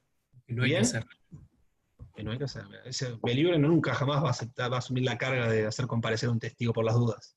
Iba a decir, Gropo me lo dijo, y el juez se va a enojar porque demora los procesos. Mirá si vos sos el juez en unos años, yo soy el abogado. Bueno, ojalá. Ojalá por los dos. Ojalá sea pronto, ¿no? ¿Qué pasa con la citación? Se hace por cédula. En principio es algo que asumiramos la carga, que lo vamos a ver ahora. ¿Qué se transcribe en el cuerpo de la cédula? Obviamente la carátula, la dirección a donde tiene que presentarse el testigo, que es la dirección del juzgado, la fecha y la hora, y el apercibimiento, porque es una carga pública, comparecer, el apercibimiento para el caso que no lo hiciere. ¿Qué cuál es? Vamos a fijar una nueva audiencia, te vamos a traer de las pestañas por intermedio de fuerza pública por la policía, y a su vez se te va a fijar una multa. Todo eso debe constar en el cuerpo de la cédula, el apercibimiento para el caso de que no comparezca. ¿Bien? Hay una diferencia entre nación y provincia que viene a colación con lo que decía recién Adriana. En nación se entiende que la carga de citación de los testigos pesa sobre el juzgado, sobre el juez. Se materializa por cédula y la cédula la hace el abogado, pero la carga pesa sobre el juzgado. En provincia es al revés. La carga en principio pesa sobre el abogado. Salvo que el abogado diga, no, yo no quiero asumir la carga, que es lo que hablamos con Juan Manuel, no quiero asumir la carga de hacerlo comparecer, cítelo por cédula. ¿Bien? Entonces hay una diferencia ahí. En nación, reitero, la carga es del juzgado, la cédula la hace el abogado, pero la carga de citación del testigo es del juzgado. En cambio, en provincia, en principio, la carga de hacer comparecer a un testigo pesa sobre la parte que le ofrece. Salvo que le pida al juez que la citación se haga por cédula. ¿Por qué? No sé, está redactado así el código. Yo creo que lo correcto es el código de provincia. En principio lo que uno tiene que hacer es intentar eliminar el libramiento de cédulas, para no elongar los trámites de que venga sin diligenciar, que no lo encontró, que no venga, etc. Lo mejor para mí es primero que el abogado, quien ofreció, la parte que ofreció, asuma la carga de hacerlo comparecer. Si no lo conoce, no tiene trato, etc., bueno, vamos por cédula. Pero no, para mí no tiene que ser citación por cédula como regla general. ¿Bien? Esa es una apreciación personal, por eso considero que la redacción del Código de Provincia es más feliz en este sentido que la de Nación. ¿Qué pasa si el testigo vive lejos? Bueno, acá hay que distinguir. Si vive a menos de 70 kilómetros, si por ejemplo viviera en Coronel Vidal, que está a 50, está obligado a comparecer a la sede del juzgado a declarar. Ahora, si viviera a más de 70 kilómetros, no tiene obligación, puede hacerlo si quiere, pero no tiene obligación de comparecer. En ese caso, podrá declarar ante el juez de su domicilio. ¿Cómo es esto? Esto es lo que se llama testigos domiciliados fuera del radio del juzgado. ¿Qué es lo que se hace? Cuando yo ofrezco un testigo que está domiciliado a más de 70 kilómetros, en el ofrecimiento de la prueba, esto presten atención, cuando ofrezco la prueba testimonial, también tengo que adjuntar el interrogatorio. Sea en la demanda si el que lo ofrece es el actor, o sea en la contestación si el que lo ofrece es el demandado, o bueno, en el ordinario, ya dijimos dentro de los primeros 10 días, bla, bla, bla. Ahí, además de ofrecer el testigo que vive en Capital Federal, debemos transcribir el interrogatorio. ¿Qué se hace con el interrogatorio? Una vez que se sustancia el traslado de demanda o que se tiene por contestada la demanda si es un sumario o un sumarísimo, la otra parte cuenta con 5 días de notificado por nota para hacer preguntas también. Bien, y el juez a su vez puede incorporar de oficio. Una vez que se ordene la producción de esta testimonial fuera del radio del juzgado, se va a liberar un oficio al juez en turno, si es un caso de un accidente de tránsito, al juez civil en turno de Ciudad Autónoma de Buenos Aires, que es el juez competente. Y en ese cuerpo de oficio se transcriben todas las preguntas del actor contenidas en la demanda o del demandado si es que quiso también preguntar en la contestación. ¿Qué pasa si yo ofrezco el testigo domiciliado fuera del radio del juzgado y no acompaño el interrogatorio? ¿Qué pasa? ¿Alguno lo sabe? Se puede tener por desistido. Se tiene por desistido. Supuesto de caducidad. Primer supuesto que vamos a ver hoy de caducidad, después lo voy a repetir. Caducidad objetiva.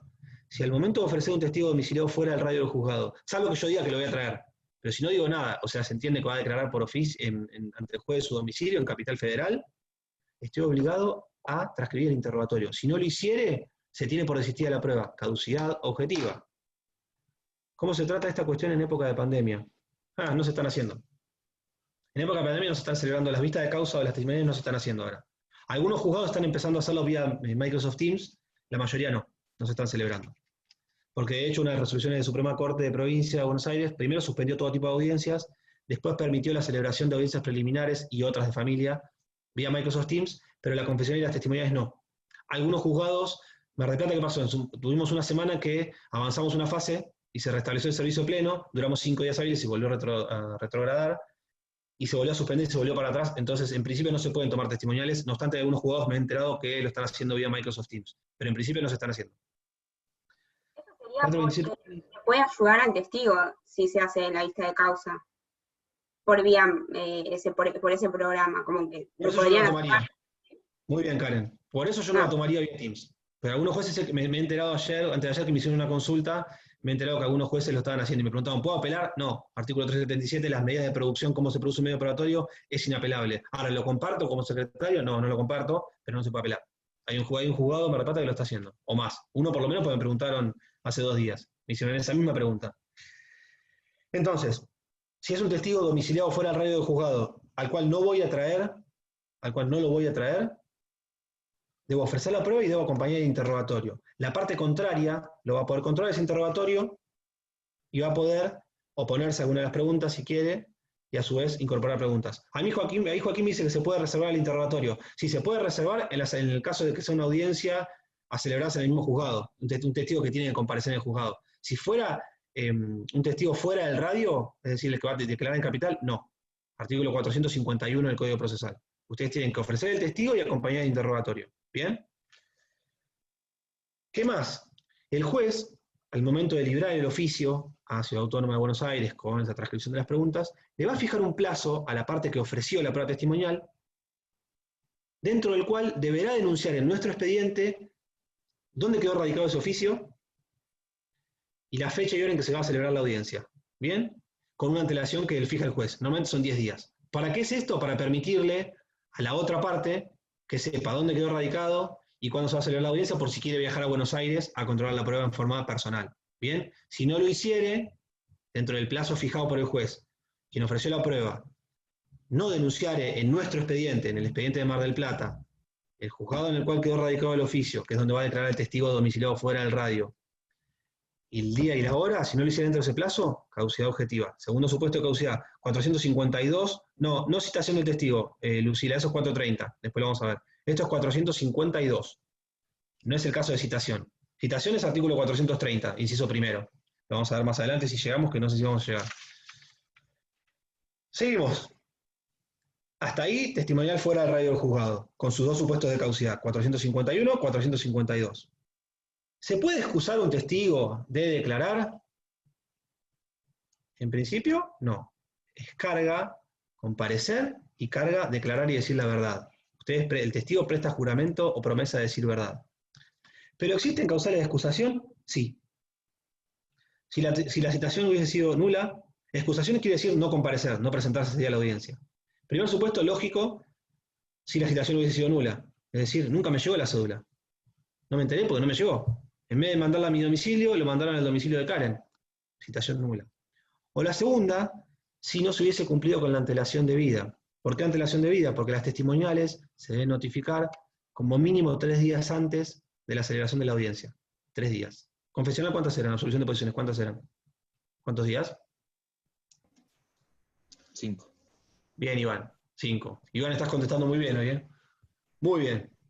En absolución de posiciones la antelación tiene que ser mínimo de 5 días. Si hay caso de cuestión de urgencia, 2. En testimoniales son de 3 días, motivo de urgencia, 1. Entonces, una excusación del testigo para no comparecer ese día y declarar, la primera, que la citación sea nula. La llevaron a otro domicilio, nunca me enteré. La segunda, que hubiese sido notificado con menos de 3 días. ¿Y por qué estableció esto el legislador? ¿Por qué? Para permitirle al testigo que se acomode sus cuestiones personales. Por ejemplo, tengo que avisar en el trabajo que voy a faltar. O me tengo que acomodar si tengo que cuidar a mi hijo, me tengo que acomodar. Entonces, si me avisas el mismo día, y bueno, no llego. Por eso que se entiende que la antelación tiene que ser mínimo de 3 días. Salvo cuestiones de urgencia por resolución fundada, que es 1. ¿Bien? ¿Qué pasa si tiene imposibilidad de comparecer? Porque es una persona de avanzada edad que no puede caminar o porque está cursando algún tipo de enfermedad. Acá el testigo lo tiene que plantear por escrito. ¿Podría ser sin asistencia de un abogado? Sí, podría ser sin asistencia de un abogado, porque no le vamos a obligar a contratar a un abogado o a pagarle para que manifieste su acusación. Lo que sí se pide es que sea por escrito. Y en este caso el juez decide. Si es por una enfermedad, podrá postergar la celebración de una audiencia hasta que mejore de salud. Ahora, ojo, si acompañó un certificado médico y después se demuestra que es falso, se le va a imponer una multa y se va a fijar dentro de 5 días la audiencia. O a su vez el juez podrá decir, si él se traslada en forma personal o designa a algún funcionario del juzgado a que se traslade en forma personal para que lo tomen en el domicilio del testigo. A mí en 15 años que estoy en tribunales me tocó una vez sola, hace 2 años. Ir a la casa de un testigo de avanzada edad que decía que no podía caminar y efectivamente no podía caminar, me tuve que trasladar a su domicilio y le tomé la audiencia testimonial, en presencia de los abogados que fueron conmigo. El juez decide si la contraria y los abogados pueden asistir o no. Doctor, ¿bien? una consulta. Sí, Gabriel. Hay... Un traje. Sí, gracias.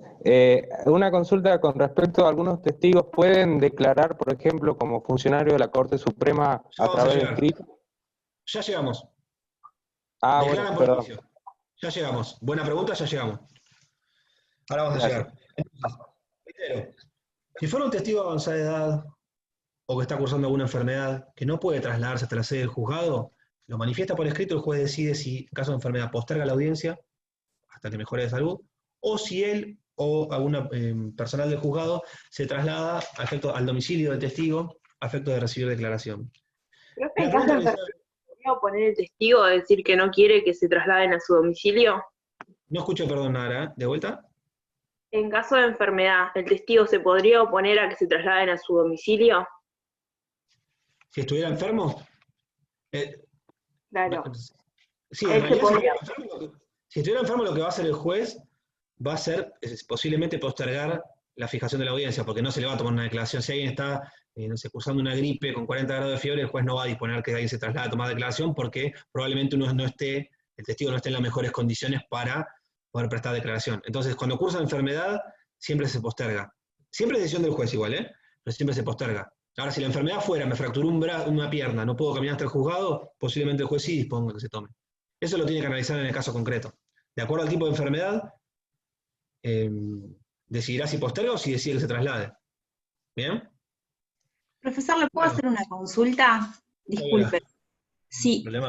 porque hay una cosa que no me doy cuenta, porque acá en el 452 dice que el interrogatorio queda a disposición de la otra parte, que puede proponer otras preguntas. Entonces, yo pienso, cuando se celebra, o sea, cuando se presta la declaración en la audiencia, ¿cómo también la otra parte puede proponer preguntas? Qué buena pregunta, sí. Siempre los interrogatorios no queda clausurado a eso. Si yo hubiese ofrecido un interrogatorio como parte de actores y el demandado también incorporó preguntas, vale el oficio en formato papel con todas las preguntas que hay que hacerle a ese testigo. Ahora bien, yo me traslado, yo actor o yo demandado o los dos, nos trasladamos hasta el Capital Federal, que creo que era el ejemplo que había dado. Se termina el interrogatorio, la parte que ofreció el testigo puede ampliarlo, es decir, puede hacer preguntas en forma oral. Y la parte que no lo ofreció también tiene la facultad de repreguntar. ¿Bien? Pero ahí en el mismo momento. Exactamente, en el mismo momento. Y o acá sea que si no va, se la pierde. Exacto. Por eso es que uno de los supuestos de caducidad es que quien ofreció la prueba denuncie dentro del plazo que le dijo el juez cuándo se va a celebrar y a qué hora. ¿Para qué? Para que la parte contraria pueda tenga la posibilidad. Y viajar si quiere y tenga la posibilidad de controlar la prueba y repreguntar. ¿Y por qué le digo controlar la prueba? Porque si fuera un abogado pícaro, yo ofrezco el testigo y hago 3 preguntas. Y después todas las demás las hago en forma verbal. Entonces vos demandado no te enteraste. Claro. ¿Entiendes? Sí. Es obligatorio traje el interrogatorio, pero después digo, en el momento de la audiencia me surgieron 10 preguntas más y las hago todas ahí en forma verbal. Si la parte contraria no se noticiaba de qué juzgado quedó radicado el oficio, ni a qué día y qué hora era la audiencia con un plazo determinado, no va a poder controlar la prueba, no va a poder repreguntar.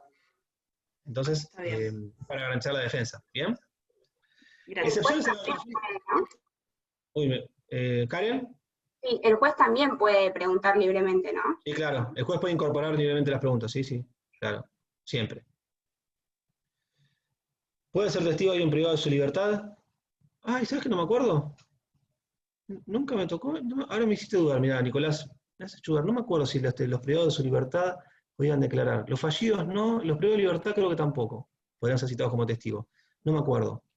Le voy a preguntar para la próxima clase. La verdad que no me acuerdo si alguien privado de su libertad, no sé si puede ser citado a prestar declaración testimonial. Los fallidos no. No me acuerdo esto. Para la clase que viene lo voy a leer.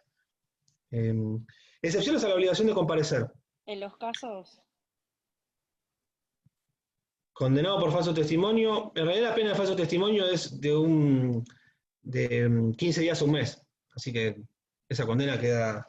Cosas así, no, yo no veo por qué no podría declarar a alguien que fue condenado previamente por falso testimonio en otro juicio, no veo por qué no. Eso no. No. Porque aparte nosotros no tenemos registro de antecedentes penales. Es más, podemos tomarle declaración a alguien que haya sido condenado en otro proceso y no nos enteramos. Entonces eso es imposible de controlarlo para un juez que produce esa prueba testimonial. Seguimos. Gabriel preguntaba recién si hay personas que estén exceptuadas de comparecer, de presentarse en el juzgado. Además de los que decíamos recién, de los domiciliados a más de 70 kilómetros, la Corte es la que reglamenta quiénes no están obligados a comparecer en forma física, en forma presencial. Sí están obligados a declarar, pero no están obligados a comparecer, a hacerlo en forma presencial. ¿Quiénes son? Ejemplo, presidente, vicepresidente, ministro, un rector, un decano de universidad, gobernador, son un montón, están reglamentados por Corte. Bien, esas personas están exceptuadas de comparecer en forma personal al juzgado a prestar declaración testimonial. Bien, ¿están exceptuados de declarar? No, están exceptuados de comparecer. ¿Cómo van a declarar? Se les libra un oficio, contestan y lo remiten. ¿Bien? Sí, por ser representante del Estado, y en realidad más que por ser representante del Estado es porque la Corte así lo reglamenta. La Corte reglamenta quiénes son los excluidos. Porque, por ejemplo, gerente de bancos oficiales tampoco, ya dije, rectores o decanos de universidades nacionales, creo, si mal no recuerdo, creo que son todos de poderes públicos. Sí, deben ser todos de poderes públicos. Los que me acuerdo ahora como ejemplos, que son esos, deben ser todos de poderes públicos, sí. Si me preguntas si es por ser representante del Estado, en realidad es por la función, pero es reglamentación de la Corte. La Corte es la que determina quiénes sí y quiénes no. Entre ellos, presidente, vicepresidente, gobernador, ministro, etc. Esta excepción, esta fue una pregunta que puse en un resumen que hice el cuatrimestre pasado y que una vez la pregunté también. Esta excepción de comparecer y de declarar en forma verbal, ¿rige también para el caso de la absolución de posiciones? El presidente, por ejemplo, ¿absuelve posiciones por oficio? No. La diferencia es que no tiene obligación de comparecer, pero se apersona a alguien del juzgado y le toma la audiencia. ¿Bien? La excepción de comparecer, exceptuado de comparecer, y poder declarar por oficio es si son citados como testigos. La excepción de absolver posiciones, si fuera el presidente, no, va a absolver posiciones, pero el tema es que lo que va a hacer es trasladarse a algún funcionario a la oficina respectiva y tomarle declaración, o el juez, y tomarle declaración. Es una cuestión espacial, entonces, de geografía, de no distraerlo de la función, no de aceptarlo de la cara pública. Creo que debe ser por más que lo que dijiste recién, que es por no distraerlo de la función. Por el cargo que ocupan, no moverlo de su oficina para que tenga que comparecer a un juzgado a declarar. La realidad es que también en la práctica pocas veces se ve que necesita un presidente o un vicepresidente a declarar. El intendente tampoco. ¿Cómo era la pregunta de examen? Bien, es lo que más importa, ¿no? ¿Está exceptuado? Sí. ¿Está exceptuado de absolver posiciones en forma oral el presidente, por ejemplo? No. Si hubiese sido citado como testigo, sí, declara por oficio. Si hubiese citado absolver posiciones, está exceptuado de comparecer, eso sí, no tiene que venir al juzgado. Pero va a declarar en forma verbal frente a un representante del juzgado que se traslade ahí. El juez se va a trasladar hasta la oficina del presidente en Casa Rosada y le tomará la declaración, la absolución de posiciones. ¿Bien? Bien. En esos casos, ¿cómo hace para grabar la... ¿Cómo hace para grabar la declaración ahí? En este caso, en la marca oficial 2020, no sé. Igual como son casi todos son entidades del Estado, quizás se traslada un equipo de videograbación. En su momento a veces se trasladaban con cámaras, no sé porque no vi ninguna, pero en Azul, cuando yo trabajaba en Azul, celebramos algunas audiencias en forma remota poniendo cámara en un juzgado, por ejemplo. Así que calculo se llevará un equipo de videograbación o se tomará en forma presencial, pero se le hará acta escrita, que es como era antes. No sé, Ana y yo somos de Azul, ¿eh? ¿Cómo? Ana y yo somos de Azul. Sí, lo sé, Ana me ha contado. Usted no sabía, pero yo trabajé 5 años en Azul como secretario del Juzgado Civil 2. Me fui cuando era muy chico y después volví. Seguimos entonces. Exceptuados a la obligación de comparecer. Uy, me queda re poco tiempo. Bueno, lo último que les digo y el resto seguimos la clase que viene.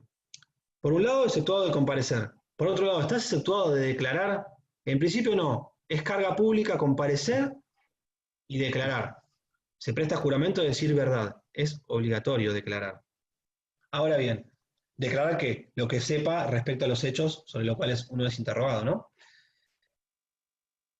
¿Y qué es lo que se le hace? Cuando se le toma juramento, promesa de decir verdad, que lo vamos a ver de vuelta el lunes porque hoy no voy a llegar, lo que se le lee es el artículo 243 del Código Penal, que es el que prevé la pena, lo que me decía ayer Juan Manuel, del falso testimonio. Si usted negare o callare la verdad,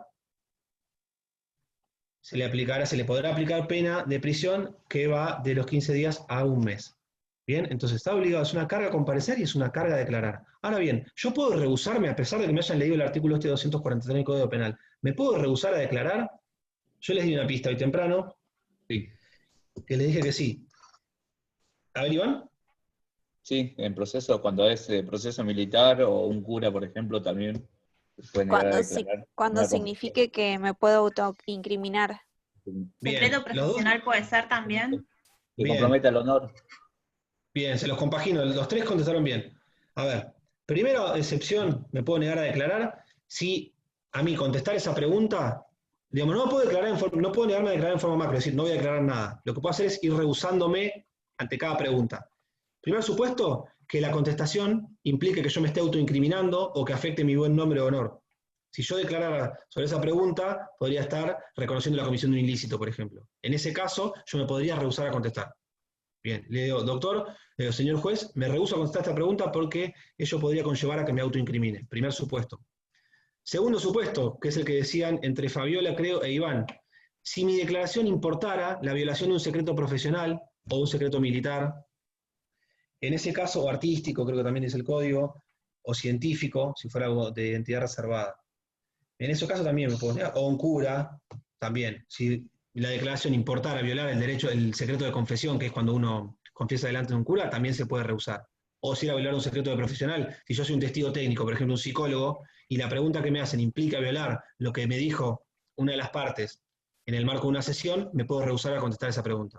Entonces, uno no se puede rehusar a declarar en forma global, es decir, no voy a contestar el interrogatorio.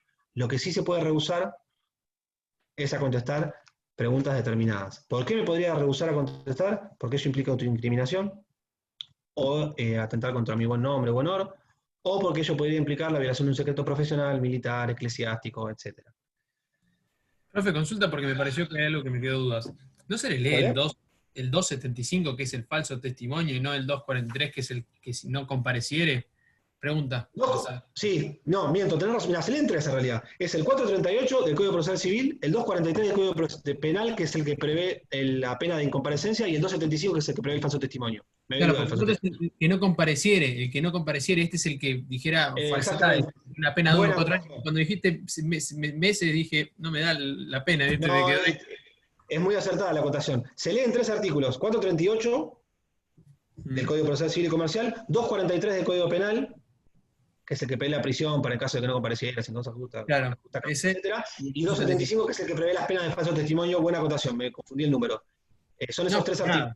Pero me quedó, la duda, cuando dijiste la pena tan chica, digo, no me suena.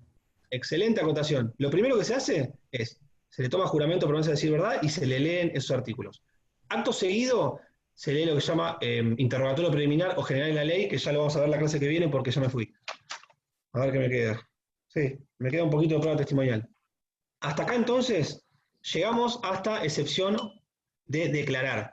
Recuerden, no se puede rehusar a declarar en forma global. No puede decir, no, yo no quiero declarar. No, es una carga pública. Lo que sí puede hacer es rehusarse a declarar de acuerdo respecto a preguntas concretas. Porque implicar autoincriminación, porque implicar violar un secreto profesional, etc. ¿Bien? Morelo dice que estas causales son taxativas. ¿Qué quiero decir con taxativas? Él dice que, que si por ejemplo yo dijera, no, me rehúso a contestar esta pregunta, porque si la contestara estaría afectando el buen nombre de Ana. No importa, tendrías que declarar igual. ¿Por qué? Porque eso no está previsto como causal para rehusarse a declarar. Moreno entendía que eran taxativas. ¿Bien? No obstante ello, si yo fuera testigo, lo plantearía y que el juez decida en el marco de una audiencia. La prueba testimonial sí puede ser anticipada. Sí, Lucila. De hecho, cuando les preguntan prueba anticipada, el ejemplo clásico es declaración de un testigo de avanzada edad. Que uno piense que está a punto de ir al cielo o para abajo, porque tiene 99 años, entonces pide la prueba anticipada. Es el ejemplo número 1 que dicen cuando preguntamos eso. Testigo de avanzada edad. Si lo dijo mi pariente, si lo dijo mi pariente, debe tener razón. No escuché. No si, escuché, lo dijo mi pariente, si lo dijo mi pariente, debe tener razón. Exactamente, Augusto. Qué bueno ese pariente de Augusto Morelo. Bien, entonces sí, puede ser ofrecida como prueba anticipada. Recuerden que la única limitación en torno... Sí, ahí voy. En el grupo, Patricio, en el grupo puse la foto de todo lo que vos vas a mandar por WhatsApp de la testimonial del cuatrimestre pasado. ¿Qué foto? Si no lo llegas a encontrar, ya se lo mandé a los chicos. Ah, fantástico. Igual le voy a subir al Classroom mañana porque hoy es medio tarde. Mañana si te acordás, lo subís, pero ya se los mandé. Fantástico, Ana, mil gracias. Pero profe, con foto, de otra forma no sé. Que sea el Classroom actual de este cuatrimestre. Por favor. Yo todavía no entré, no hice nada en el Classroom actual todavía. ¿Qué hubo? ¿Se confundieron? No sabía, me estoy enterando ahora. No, solo... No vamos a decir el doctor Turina lo mandó a otro. Ah, pero después lo corrigió, ¿o no? ¿Hay algo de él? Sí, bueno. sí, después se bueno, solucionó. no sabía. No, ¿saben cuál es el problema? Que en el Classroom, si ustedes tienen, no se borran las anteriores, y creo que la anterior no la habían eliminado. Entonces tenemos derecho procesal. Yo, por ejemplo, tengo las comisiones de la mañana y la de la noche. Porque utilizaron material mío, el de la mañana, en el cuatrimestre pasado, y me incorporaron también ahí. Entonces, cada vez que entro, tengo que entrar uno por uno a ver cuál es el que refiere a la materia que estoy dando. No se preocupen que no me voy a olvidar, voy a prestar atención. Voy a buscar los nombres de todos ustedes, así no me confundo. Lo último que les digo, y ya cortamos porque son menos 10, es que volviendo a la pregunta que me han dicho de Lucila, de testimonial como anticipada, sí se puede ofrecer. Recuerden que en materia de prueba anticipada, la única que tiene algún tipo de particularidad es lo que les decía ayer de la resolución de posiciones, que no se puede ofrecer como prueba anticipada, no se puede ofrecer hasta tanto no se haya trabado la litis, hasta tanto no se haya notificado el traslado de demanda. Las demás sí se pueden. Pericial, testimonial, se cortó todo. ¿Sí? Sí. Sí, se cayó como que se reinició la reunión. Sí, es verdad, veo que tiene 64. Yo no me caí, pero veo que se me empezaron a mover todas las camaritas. Bueno, se cortó. Estaba hablando de Classroom, dice Pedro. Repito, no hubo nada, igual ninguna cosa extraordinaria. Lo que les decía es que, porque traigo colación de vuelta la pregunta de Lucila, ella me preguntaba si se puede ofrecer la prueba testimonial como prueba anticipada. Sí, se puede. Caso de ejemplo es testigo de avanzada edad o de enfermo terminal. La única particularidad en torno a prueba anticipada de algunos de los medios probatorios previstos en el código es en materia de prueba de solución de posiciones, que es lo que les decía ayer, que solamente se puede ofrecer como prueba anticipada, o producir, mejor dicho, como prueba anticipada, si está trabada la litis. Bien, las restantes, sea una pericial, por ejemplo, o una testimonial, se pueden. No hay ninguna limitación. La única es para absolución de posiciones que indefectiblemente debe estar trabada la litis. ¿Se puede hacer anticipada? Sí. ¿Por qué sería anticipada? Porque en lugar de producirla en la audiencia de vista de causa, la estamos produciendo en un momento procesal anterior. Pero tiene que haber sido trabada la litis. ¿Por qué? Porque a partir de ahí, quien va a confesar conoce los hechos que se debaten en autos. ¿Bien? Bueno, chicos, hasta acá llegamos. Que tengan un muy buen fin de semana. Nos vemos el lunes. Buen fin de, hasta luego. Gracias. Patricio, lo que te decía... Chao, doctor, hasta el lunes. Hasta luego.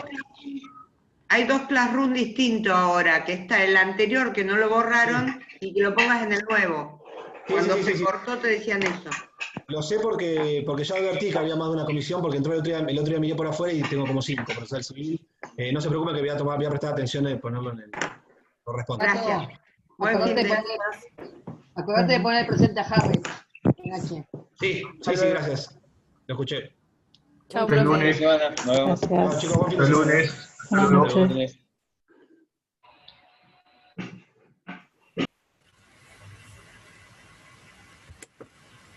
Chao.